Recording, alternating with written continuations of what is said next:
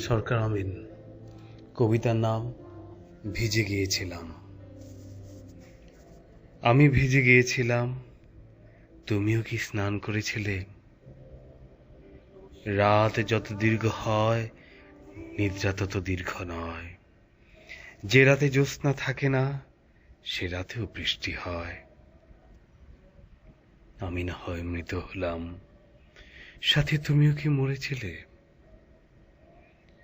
অন্ধ হতে পেরেছিলাম রাত্রি দেখিনি, শিখেছিলাম বাতাসের লুকোচুরি। সমুদ্রে নেমে পেয়ে গেছে কিছু অনাথ নুড়ি।